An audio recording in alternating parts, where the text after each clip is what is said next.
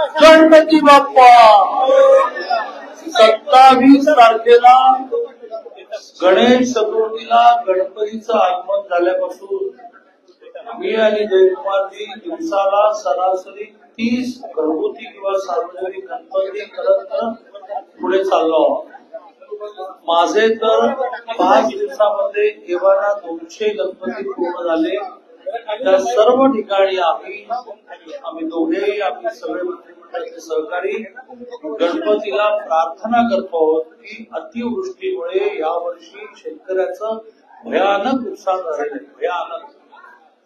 सरकार आर्थिक स्थिती बिकट असतानाही शेतकऱ्यावर कुठलाही अन्याय होऊ देणार नाही.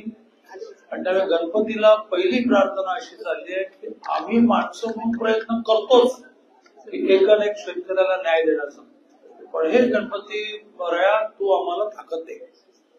दुसरी प्रार्थना आम्ही करतो की मराठा समाजाला एक काळ सुबत्ता असूनही शेतीचे तुकडे पडता पडता पडता तो 2 गुंठे 4 गुंठ्याचा मालक झाल्यामुळे अतिशय आर्थिक बिकट स्थितीमध्ये आहे. मुलांची शिक्षण करू शकत नाहीये, मुलीचं लग्न लावण्यासाठी कर्ज घ्यावं लागतंय. त्या मराठा समाजाची स्थिती नीट होण्यासाठी आरक्षणाची आवश्यकता आहे हे लक्षात घेऊन 17 साली माननीय देवेंद्रजींनी टिकणारं आरक्षण दिलं, जे हायकोर्टात टिकलं. 50% क्रॉस झाल्यानंतर टिकलं. सरकार गेलं सुप्रीम कोर्टामध्ये, महाविकास आघाडीचं टिकवता आलं नाही. पुन्हा एकनाथजी मुख्यमंत्री झाल्यानंतर पुन्हा 10% आरक्षण दिलं. ते कोर्टात टिकवण्याचा कसोशीने प्रयत्न चाललाय. पण मनोजदा जरांगेंचं आग्रही म्हणणं असं आहे की ते 50%च्या आतलं द्या, ओबीसी मधलं द्या, म्हणजे ते टिकेल. गणपती बाप्पाकडे ती पण आम्ही प्रार्थना करतो की काही ना काही मार्ग कायदेशीर निघावा आणि मराठा समाजाला आरक्षण मिळावं, टिकणारं आरक्षण मिळावं. गणपती बाप्पाकडे प्रार्थना करून न थांबता त्यातले सगळे प्रयत्नही आम्ही करतो. आता गणपती बाप्पा पुढे आरती करण्यापूर्वी अशा एका फार मोठ्या कायदेशीर तज्ञाशी माझी चर्चा माझ्या अध्यक्षांच्या घरी चालली होती. अर्थात त्यांनी मला वेगळी रूप दिली फोन करायला, की ज्यात मी त्यांना असं म्हटलं की काहीतरी मार्ग काढा, की जो मार्ग काढल्यामुळे मराठा समाजाला जे आम्ही आरक्षण देऊ ते कायद्याच्या चौकटीत टिकलं पाहिजे. चला दादा, तुम्ही असं म्हणताय की ओबीसीतून आरक्षण जे मागतायत ते राजकीय आरक्षण मागता आहेत. जरांगे पाटलांनी त्यावर देखील टीका केली की बाबा अशा पद्धतीची आमची भूमिका नाहीये. मनोजदा जरांगे आणि मी खूप चांगले मित्र आहोत. विशेषतः सुरुवातीच्या काळामध्ये मी समितीचा अध्यक्ष असताना अनेक बैठकांना ते यायचे. कारण तो मी पॅटर्न तयार केला होता की दर मंगळवारी संध्याकाळी 5 वाजता मराठा नेत्यांची बैठक, आणि त्यामुळे त्यांच्यात आणि माझ्यामध्ये भांडण लावू नका. मनोजदा जरांगेंचं म्हणणं असं आहे की ओबीसीतूनच मिळेल, कुणबी मिळेल असं तुम्ही म्हणा. मी 4 वेळा म्हणेन आणि ते म्हणण्यामुळे मिळणार असेल तर मला आनंद होईल. माझ्या जीवनाची किती कर्तव्यता झाली असं म्हणेन. त्यासाठी सगळे कायदेशीर प्रयत्न चालले आहेत. आत्ताच मी एका फार मोठ्या कायद्याच्या तज्ञाशी 20 मिनिटं फोनवर चर्चा करूनच आलो आहे. कारण हे फार वेळ लांबून पण चालणार नाही. काय तो निर्णय लवकर करावा लागेल. आणि त्यामुळे ओबीसी मधून रिझर्वेशन देणं, मग ते कुणबी म्हणून देणं, त्याचे त्याला इंग्लिशमध्ये इफ्स अँड बट्स, जर तर यावर विचार सुरू आहे. तज्ञ सकारात्मक आहेत.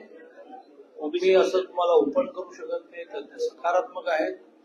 जसं 3 किंवा 4 गोष्टी दिल्या तर कुणबी दाखला मिळायचा. निवृत्त न्यायाधीश शिंदेची समिती नेमल्यानंतर त्यांनी 23 डॉक्युमेंट मांडली की ज्यामुळे बरोबर मिळाले. नोंदी गेल्या 58 लाखापर्यंत, सर्टिफिकेट गेले 10 लाखापर्यंत. जसं सोपं उदाहरण देण्यात प्रसिद्ध आहे, कारण मी ग्रामीण माणूस आहे. तर निवडणुकीला जाताना पूर्वी एकच लागायचं निवडणूक कार्ड. मग हळूहळू लक्षात आलं की ते कार्ड अनेकांचं नसतं, हरवतं.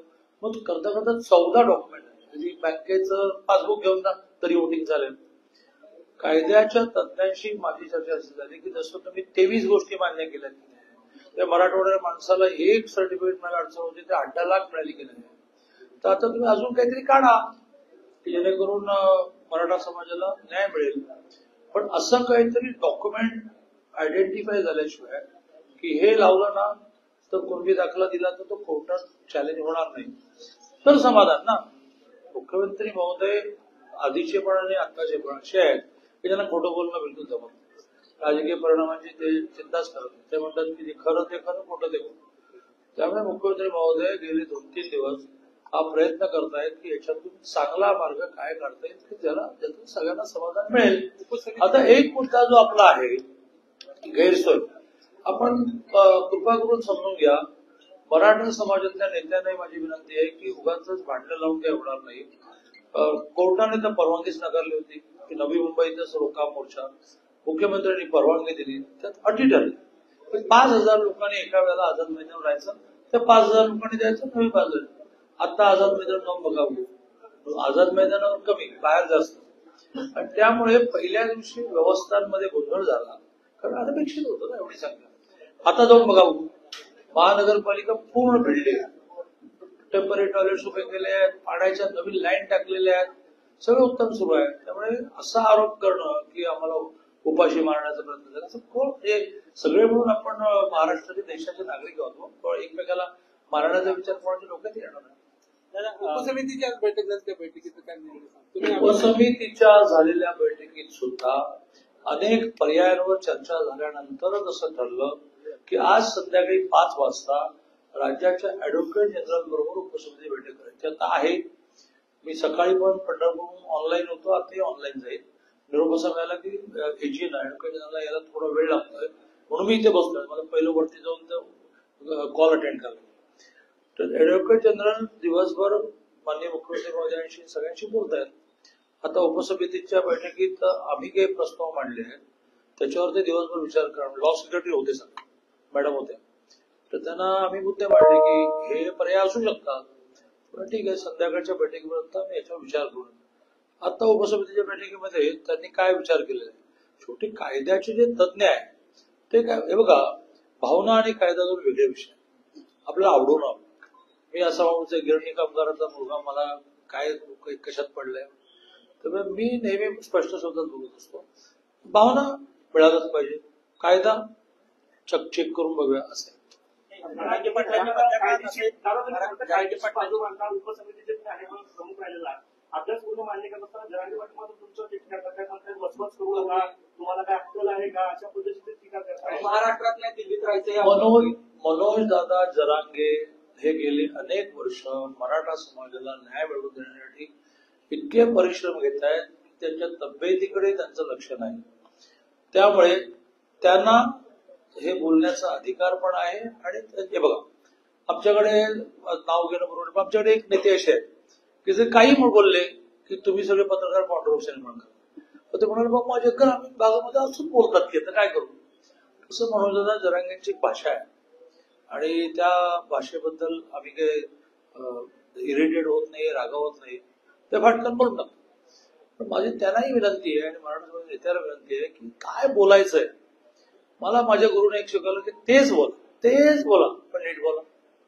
तुम्ही असं काहीतरी बोललात तर त्याच्यातून सहानुभूती जाते.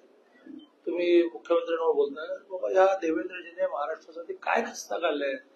42 वर्ष आम्ही मित्र आहोत, माझ्याकडे 3 राज्य होती, त्यांचे वडील आमदार होते, तेव्हापासून त्यांच्या घरी जातो. त्यामुळे देवेंद्रजींच्या पारदर्शकतेवर, इंटेन्शन, हेतूवर चॅलेंज करणं हा त्यांच्यावर अन्याय आहे. आणि बरं चला, तरी ते मुख्यमंत्री झाले आहेत, त्यामुळे त्यांनी सहन केलं पाहिजे. त्यांच्या बायकोवर कसे काय बोलतात, त्यांच्या आईवर कसं काय बोलतात. त्यामुळे मनोज दादांची त्यांची म्हणून एक ग्रामीण भाषा आहे आणि त्या भाषेवर अतिक्रमण करण्याचा काही आमचा हेतू नाही. पण मला असं वाटतं की आपण योग्य पद्धतीने मांडलं तर आपण प्लस मध्ये जातो. आता यावर सुद्धा मनोज दादा काही म्हणू दे नको अशी मनोज दादांना मैत्रीच्या हाते विनंती. आंदोलकांनी अडवणूक केलेली आहे, जरांगे पाटलांना भेटायला जात असताना खासदार सुप्रिया सुळेंची त्यांच्या गाडीवर बाटल्या फेकल्या आणि मी यावर काही टिप्पणी करणार नाही. याचं कारण आंदोलकांच्या मनातल्या भावना खूप तीव्र आहेत. त्यामुळे त्यांनी काय करावं काय करू नये मी कसं सांगणार. पुन्हा म्हणतील की हे काय शहाणपणा शिकवायला लागले, जरा तर गप्पा बसा, मला कशाला त्याचा दुसरा प्रश्न असा आहे की मनोज जरांगे पाटील असं प्रश्न असतो की बाबा जे 27% आरक्षण आता ओबीसीला आहे, त्यातलं आमच्या हक्काचं जे आहे ते 13 ते 14% आरक्षण आहे. आणि मग ते आम्हाला मिळावं अशी त्यांची मागणी ते करतायत. नसेल तर आम्ही स्वतः चॅलेंज करू, जेणेकरून इतरांना देखील त्याचा फटका बसू शकतो. सरकार यावरती कशा पद्धतीने पाहते? आणि सरकार प्रयत्न असं करत आहे की समाजामध्ये, विशेषतः महाराष्ट्रामध्ये संतांची भूमी आहे की ज्यांनी एकतेचा नारा दिला. स्वामी विवेकानंदांपासून अशी मोठी यादी करत करत करत महात्मा ज्योतिराव फुले आणि लोकमान्य टिळक बाबासाहेब आंबेडकर येते. तर मुख्यमंत्र्यांचा हा आग्रह आहे की ही जातीजातीतले भांडणं आणि जातीजातीतला विद्वेष नको, ते कायद्याच्या चौकटीत बसेल ते करूया. ओके, खरं तर ओबीसी समाज देखील आक्रमक होतोय. साखळी उपोषण त्यांचे सुरू आहे. काही आमदार जे आहेत लोकशाहीमध्ये सर्वांना लोकशाहीच्या कायद्याच्या चौकटीत राहून आंदोलन करण्याची परवानगी आहे आणि त्यामुळे कोणी आंदोलन करावं कोणी करू नये असं सुचवणं हे राज्यकर्ते म्हणून आम्ही करणार नाही. आम्ही फक्त एवढंच म्हणू की थोडं एकमेकांच्या मनात कायमची कटुता निर्माण होईल असं काही बोलू नका, असं काही करू नका.